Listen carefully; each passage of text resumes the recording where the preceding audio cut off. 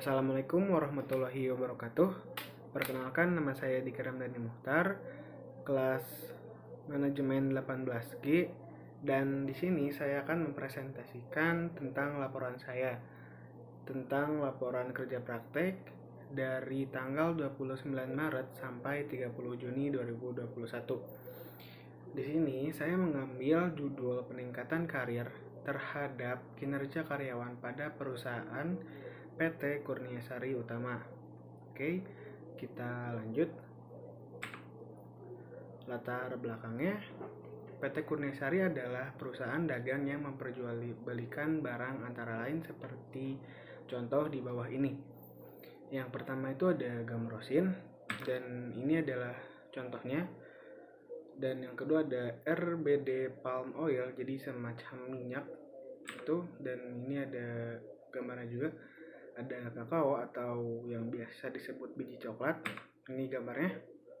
Yang keempat ada margarin, dan yang kelima ada koal atau batu bara, ini contohnya. Oke, membimbing lapangan saya bernama Bapak Mahendra Firdaus, Sarjana Ekonomi, dan dosen pembimbing saya Bapak Ainur Alam Budi Utomo, MSI MPD. Alasan saya mengambil judul pengaruh peningkatan karir terhadap kinerja karyawan pada perusahaan PT Kurniasari adalah sebagai berikut. Yang pertama, ingin mengetahui apakah ada hubungan kesempatan kenaikan jabatan terhadap kinerja karyawan pada perusahaan PT Kurniasari Utama ini. Jadi, saya ingin mengetahui apakah ada atau tidak adanya hubungan antara kedua hal ini.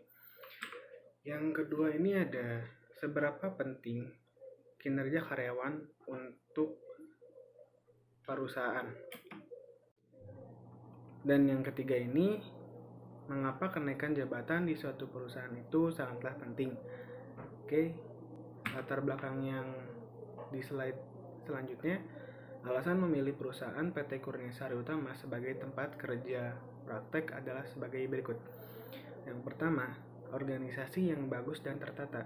Saya yakin jika perusahaan terdapat karyawan dengan organisasinya yang sangat efisien dan juga sangat memakmurkan karyawannya, pasti karyawannya akan bekerja keras dan juga secara tidak langsung akan memajukan perusahaannya tersebut.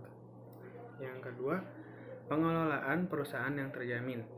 Yang ketiga, ketepatan tempat dengan jurusan yang saya ambil, manajemen.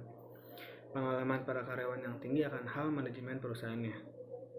Yang kelima, karyawan ramah dan juga sangat membantu ketika saya bekerja di PT Kurniasari Utama. Gambaran umum perusahaan sejarah. Di kanan atas itu adalah logo atau lambang PT Kurniasari Utama. Dan ini adalah sejarahnya. Pada tahun 2008, PT Kurniasari Utama didirikan di Indonesia. Pada tahun 2009, PT Kurniasari Utama mengekspor produk berupa minyak sawit dan juga mencetak nama yang baik bagi konsumen global. Pada tahun 2010, PT Kurniasari Utama terus berkembang dan membuka cabang perwakilan di Kuala Lumpur, Malaysia, dan juga Karachi, Pakistan. Pada tahun 2011-2012, fokus untuk menambahkan produk untuk target ekspor ke China, Korea, Pakistan, Bangladesh, Afghanistan, Yaman, Arab Saudi, Uni Emirat Arab, dan sebagai wilayah Afrika. Pada tahun 2013, memulai untuk memproduksi sendiri sabun dan juga sabun laundry yang berletak di kota Karawang, tepatnya di Karawang Timur, dan bertujuan untuk menjual ke pasar ekspor. Selanjutnya, tinjauan pustaka. Di sini ada pengertian menurut para ahli. Yang pertama itu,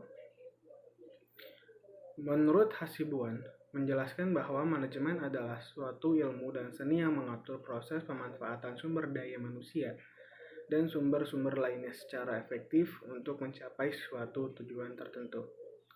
Di sini di kanan atas, menurut Avandi, Pengertian manajemen sumber daya manusia adalah ilmu dan seni mengatur hubungan dan peranan tenaga kerja secara efisien dan efektif, sehingga tercapai tujuan perusahaan, karyawan, dan juga masyarakat. Di kiri bawah, pengertian kinerja menurut Prawirosentono menjelaskan bahwa kinerja adalah pekerjaan individu ataupun kelompok pada suatu organisasi yang sesuai dengan kekuasaan dan juga tanggung jawab masing-masing yang saling berusaha dengan keras demi meraih tujuan utama perusahaan dengan tidak melanggar hukum etis ataupun moral. Di kanan bawah, menurut Narawi, pengembangan karir pada dasarnya berorientasi pada perkembangan organisasi atau perusahaan dalam menjawab tantangan bisnis. Di masa mendatang, setiap organisasi atau perusahaan harus menerima kenyataan bahwa eksistensinya di masa depan tergantung dengan sumber dayanya yang sekarang. Dan di slide ini ada tujuan, manfaat, dan juga metode. Di kiri atas itu adalah tujuan. Tujuannya membangun mahasiswa yang siap dalam menghadapi permasalahan dan tantangan dunia usaha atau kerja, serta memiliki kemampuan dalam menganalisis permasalahan dalam lingkup teknologi. Mendapatkan ilmu dari luar universitas, dengan adanya kerja praktek ini, mahasiswa diharapkan mampu mengambil ilmu sebanyak mungkin di perusahaan yang ditempatinya saat kerja praktek tersebut. Di kanan atas itu adalah manfaat. Jadi manfaatnya adalah menerapkan ilmu yang sudah didapatkan dan dipraktekkan di dalam dunia kerja langsung.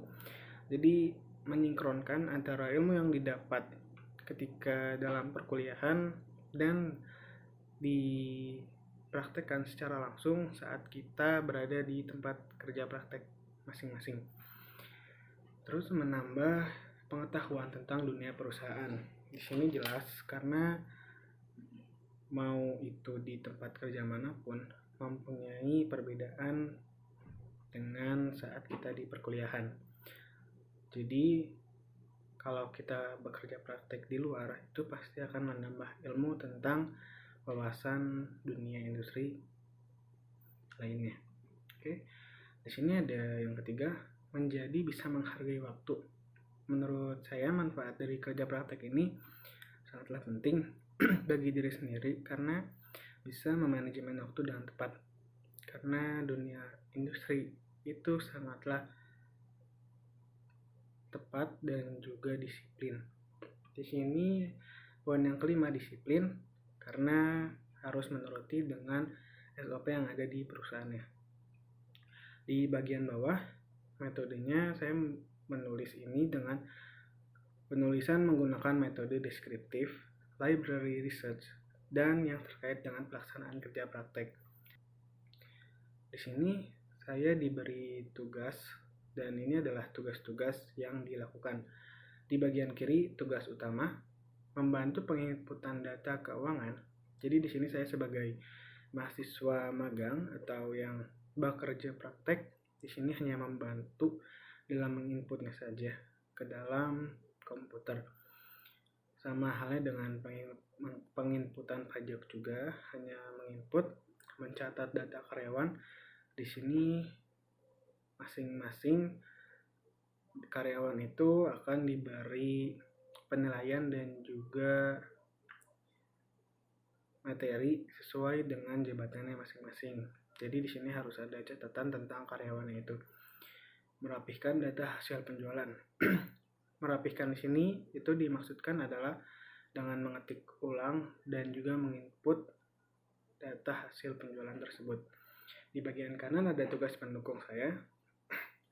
Dan sebelum saya kerja praktik di sini, saya sempat diwawancarai dan juga pernah ditanya tentang background, terutama waktu sekolah SMK atau SMA sederajat. Dan di situ saya diberi pertanyaan sekolah di mana dan saya jawab di SMK 1 jurusan Rekayasa Perangkat Lunak. Jadi di sini saya diberi tugas tambahan berupa instalasi Windows Server untuk nanti digunakan menyimpan file para karyawan PT Kurniasari Utama.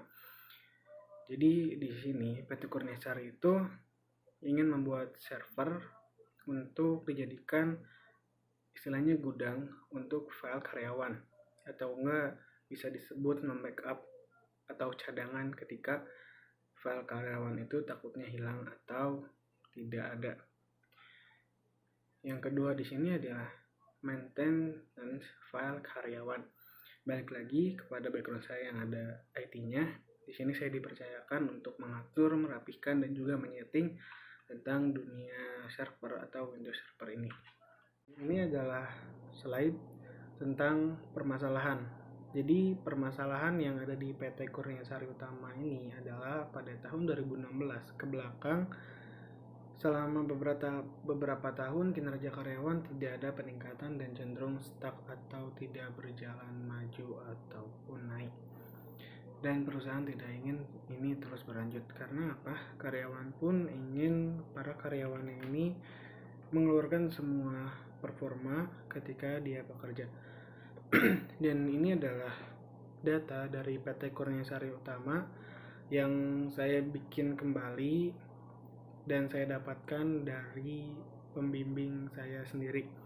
Jadi ini adalah para karyawan di salah satu divisi atau departemen di PT Kurniasari Utama ini berjumlah 15 orang, dan di sini ada beberapa poin penilaian seperti tanggung jawab pekerjaan, ketepatan waktu, kualitas pekerjaan, absensi, kerjasama tim, kreatif, perilaku, karakter, dan itu semua akan ditotal per tahun.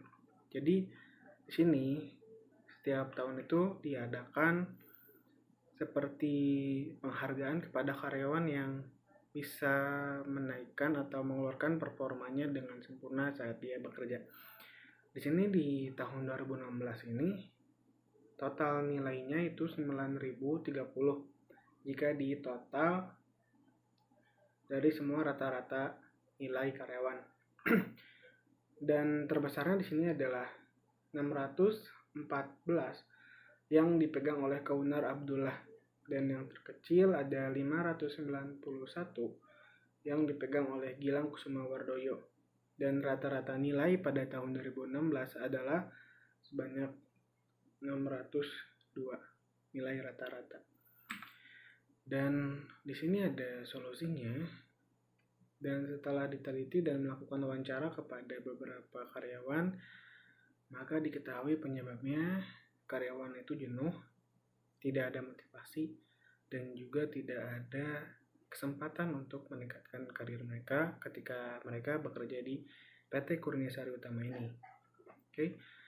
Di sini adalah data tahun 2017 setelah adanya kesempatan untuk menaikkan karir mereka.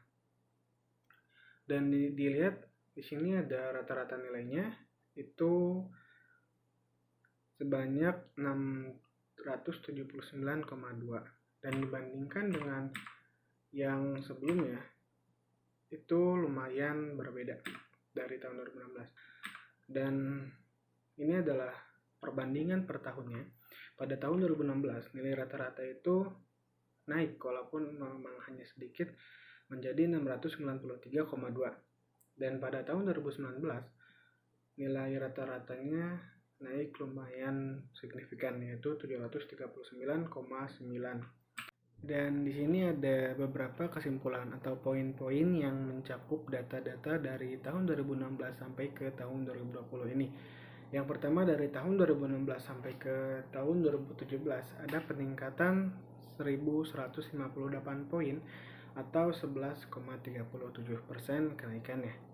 Dan yang kedua, dari tahun 2017 ke tahun 2018 ada peningkatan sebesar 210 poin atau 2,02%. Dan yang ketiga, tahun 2018 ke tahun 2019 peningkatannya sebesar 701 poin atau 6,32%. Dan yang terakhir, ada pada tahun 2020 itu ada kenaikan di angka 428 atau 3,71%. Dan hasilnya, data di samping adalah keseluruhan data yang melihatkan kenaikan drastis pada tahun 2016 dan 2017 setelah adanya kesempatan bagi karyawan untuk meniti karir, dan tahun selanjutnya ada pertambahan selalu dari tahun ke tahunnya. Di sini di gambar yang di kanan ini adalah bagan atau keseluruhan dari kenaikan yang ada di PT Kurniasari Utama ini.